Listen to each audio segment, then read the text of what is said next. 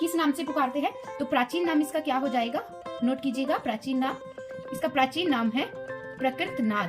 ठीक है, ये बहुत ज्यादा इंपॉर्टेंट है, डबल स्टार लगा लीजिए। Welcome to Future Byte with Kajal. तो स्टूडेंट्स, आज की हम इस टॉपिक पर बात करने वाले हैं हरियाणा से प्राप्त प्राचीन सिक्के। ये भी बहुत इंपॉर्टेंट टॉपिक है, यहाँ से भी एग्जाम में काफी बार क्वेश्चंस देखने को मिले। तो चलिए बिना देरी करते वीडियो स्टार्ट करते हैं। आपसे रिक्वेस्ट है वीडियो को लास्ट तक देखना, वीडियो पसंद है लाइक शेयर और चैनल को सब्सक्राइब जरूर कर देना।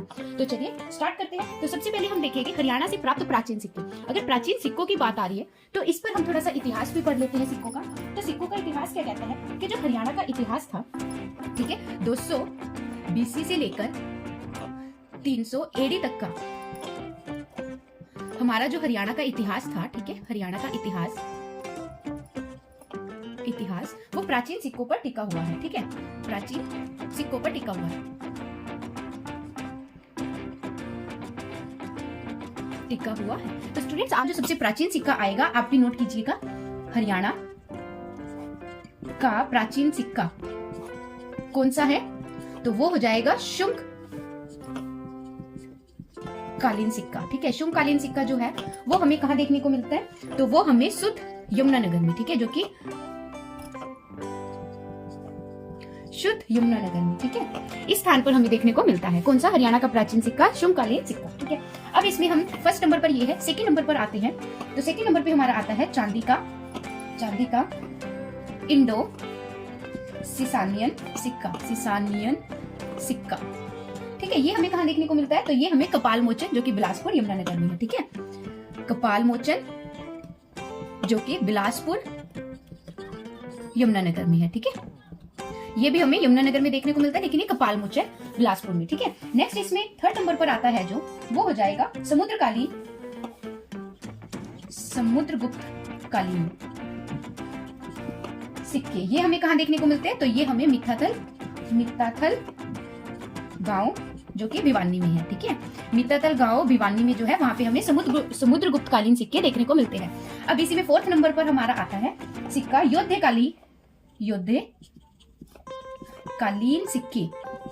कालीन सिक्के जो कि कहां पर है? नौरंगाबाद भिवानी। ठीक है, नौरंगाबाद भिवानी, और कहां है? नौरंगाबाद भिवानी में है, और साथ में रोहतक से भी हमें ये देखने को मिले हैं। ठीक है, रोहतक और नौरंगाबाद भिवानी से हमें ये सिक्के देखने को मिले हैं। नेक्स्ट, अगर हम बात करें कि नौरंगाबाद जो है इसका प्राचीन नाम भी कई बार एग्जाम में पूछा जाता है, तो इसको किस नाम से पुकारते हैं? तो प्राचीन नाम इसका क्या हो जाएगा?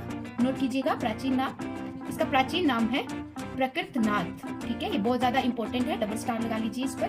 नौरंगाबाद का प्राचीन नाम क्या हो जाएगा? प्रकृतनाथ। ठीक है, नेक्स्ट इसमें हम फिफ्थ नंबर पर जो हमारा सिक्का आता है वो कौन सा है? तो वो हो जाएगा कुषाण कालीन सिक्के।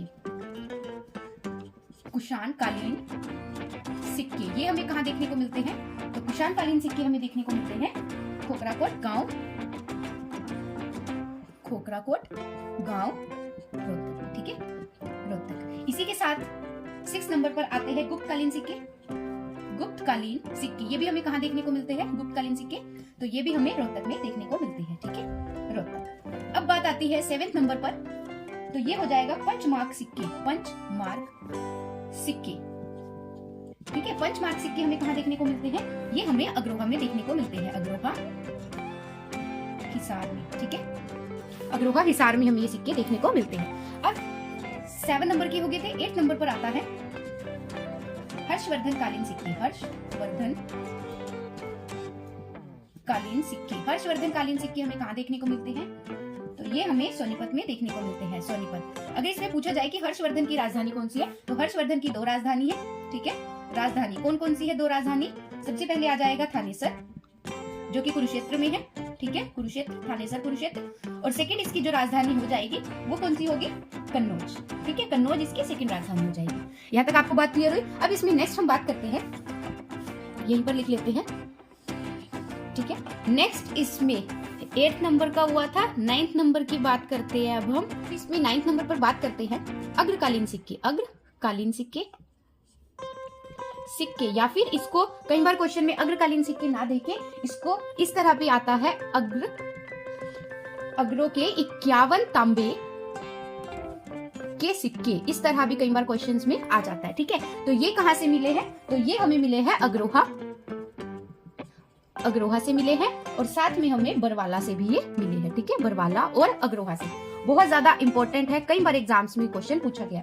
तो अग्रोहा अगर हम देखते हैं तो ये हमारा NH9 से गुजरता है। ठीक है, NH9 से गुजरता है। ठीक है, कौन सा? अग्रोहा। तो यहाँ तक आपको बात क्लियर होगी। एक 10th नंबर पे नेक्स्ट देखते हैं और ये लास्ट है। तो सबसे पहले हमने क्या इसमें देखा था कि प्राचीन सिक्कों का इतिहास पढ़ा था। उसके बाद हमने प्राचीन सिक्के पढ़े थे जो कि हमें हरियाणा से प्राप्त हुए। कहाँ से हुए वो हमने पढ़ लिया। 9 तक हमने पढ़ लिया था। अब हम 10वें नंबर की बात करते हैं। तो 10वें नंबर का जो हमारा सिक्का रहा है वो कौन सा हो जाएगा? इंडो ग्रीक सिक्का, या फिर इसे बोल देते हैं हिंद यूनानी सिक्का भी। ठीक है, हिंद यूनानी सिक्का। ये कहां से देखने को मिला है? तो ये हमें मिला है खोखराकोट गांव रोहतक। ठीक है, यहाँ तक आपको बात क्लियर हुई। अब स्टूडेंट्स इसमें बात आती है जहाँ पर सिक्के बनाए जाते हैं। बहुत इंपॉर्टेंट है, जहाँ पर सिक्के बनाए जाते हैं उसे क्या कहा जाता है? तो उसे टकसाल बोला जाता है। ठीक है, टकसाल। तो स्टूडेंट्स ये सब एग्जाम्स में पूछे जाते हैं। आपसे रिक्वेस्ट है लास्ट तक देखना, जितना मैं आपको करवा रही हूँ ये सभी इंपॉर्टेंट है और प्रीवियस ईयर में पूछा गया। तो नेक्स्ट अब इसमें बात कर लेते हैं। तो हमने यहाँ तक पढ़ा कि जहां पर सिक्के बनाए जाते हैं उन्हें क्या कहा जाता है? तो उन्हें टकसाल बोला जाता है। सबसे पहली टकसाल आती है हांसी के अंदर। ठीक है, हांसी के अंदर किसके द्वारा ये टकसाल स्थापित की गई थी? तो जॉर्ज थॉमस के द्वारा ये स्थापित की गई थी। ठीक है, और जॉर्ज थॉमस कहाँ के निवासी है? तो ये हो जाएंगे आयरलैंड।